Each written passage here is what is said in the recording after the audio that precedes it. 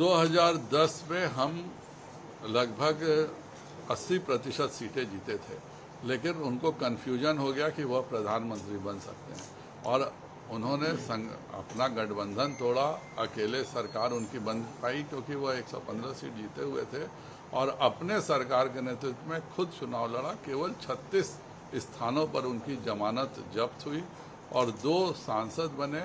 2024 में उनका कोई सांसद ही जब लोकसभा में नहीं रहेगा तो वह किसके भरोसे कंटेंडर बनेगा। वह अच्छे से जानते हैं कि उनके इस कदम के बाद बिहार की जनता उनको एक सीट भी जीतने नहीं देगी। लेकिन सर, भारतीय जनता पार्टी जब तक जनता दल यूनाइटेड के साथ जब भी लड़ी है तो उसको फायदा रहा है, लेकिन अब अकेले आप जब चलेंगे तो चुनौती आपके सामने ज्यादा होगी। हम उनके बिना 31 सीटें जीते थे और 14 के समय हम प्रखंड स्तर की पार्टी थे। हर प्रखंड में हमारी अपनी टीम थी, कार्यकर्ता थे। आज माननीय प्रधानमंत्री जी के कारण, माननीय पूर्व राष्ट्रीय अध्यक्ष अमित शाह जी के कार्यप्रणाली के कारण और वर्तमान राष्ट्रीय अध्यक्ष जेपी नड्डा जी के कार्यप्रणाली के कारण आज ऐसा कोई बूथ नहीं है जहां पे हम लगातार बैठ के नहीं करते हैं। हर बूथ पर भारतीय जनता पार्टी मजबूत है और अब कोई उनका बहाना नहीं चलने वाला है। हम 24 में सभी सीटें तो जीतेंगे ही, 25 में 2/3 सीट जीत करके पूर्ण बहुमत की सरकार बिहार में बनाएंगे। तेजस्वी यादव ने शपथ लिया, शपथ लेने के बाद जो उनका सबसे पहला बयान है कि 1 महीने के अंदर बिहार के युवाओं को रोजगार मिलना शुरू। नहीं, 1 महीने क्यों? उन्होंने तो वादा किया था कि पहले जो लोकसभा के जो उनके मंत्रिमंडल की पहली बैठक होगी उसमें वह 10 लाख लोगों को नौकरी देंगे।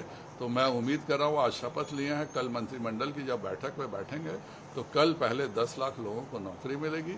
परसों जितने भी शिक्षक हैं, समान काम का समान वेतन का वादा उन्होंने विधानसभा में किया था, तो परसों सभी शिक्षकों का वेतन एक समान हो जाएगा और उसके अगले दिन जितने भी संविदा कर्मी थे वह सब परमानेंट हो करके अपना सभी सरकारी नौकरी में जितना बाकियों को मिलती है वह सभी संविदा कर्मी भी परसों 3 दिनों में परमानेंट नौकरी में हो जाएंगे।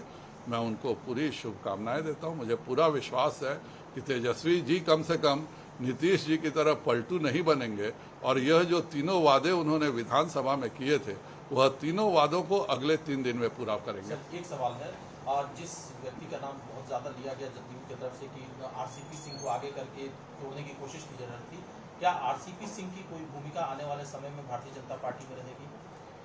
देखिए, माननीय नीतीश कुमार जी के पास एक भूमिका रहती है सरकारी अफसरों को साधने की। पहली भूमिका उन्होंने ही दिया था इसको।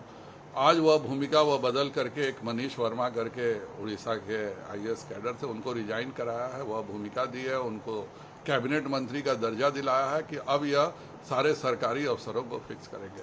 नीतीश जी ने पिछले बार यह काम किया कि उन्हीं को राष्ट्रीय अध्यक्ष बनाया। राष्ट्रीय अध्यक्ष बनाया तो उन्होंने भी पूरे क्षेत्र में जदयू के एक गांव घूम करके वह मिलना जुलना शुरू किए।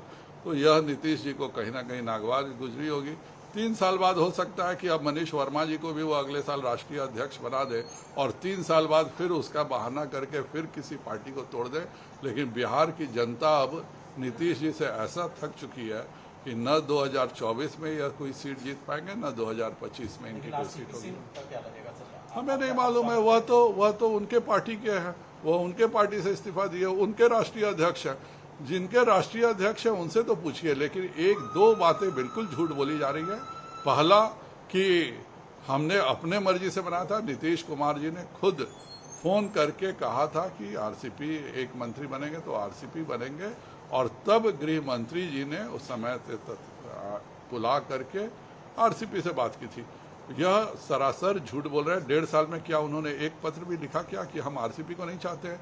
और मैं तो खुद उस बात का गवाह हूं कि इसके कुछ ही दिनों बाद भूपेंद्र यादव जी की यहाँ शादी थी उनकी बेटी की, और आरसीपी और नीतीश कुमार जी एक ही गाड़ी से आए और आरसीपी और नीतीश कुमार एक ही गाड़ी से भूपेंद्र यादव जी की शादी के बाद चले गए। तो यह कौन सा मंत्री वह नहीं बनाए थे जिसको लेकर के वह दिल्ली में जनता के बीच में घूम रहे थे? माननीय भूपेंद्र जी के घर में उनकी बेटी की शादी की आप वीडियो देखिए, वो दोनों एक ही साथ बैठ करके गाड़ी से गए। तो यह सरासर झूठ है। नीतीश जी की आदत है यूज एंड थ्रो पॉलिसी। उन्होंने आरसीपी को सफिशिएंट यूज कर लिया, अपने यहाँ गांव-गांव घुमा करके अफसरों को भी जब मैनेज करना था तो उन्होंने उसके लिए भी यूज किया। अब वह थ्रो पॉलिसी में है, जो भी नीतीश कुमार के काम का नहीं रहता उसको वो थ्रो कर देते हैं।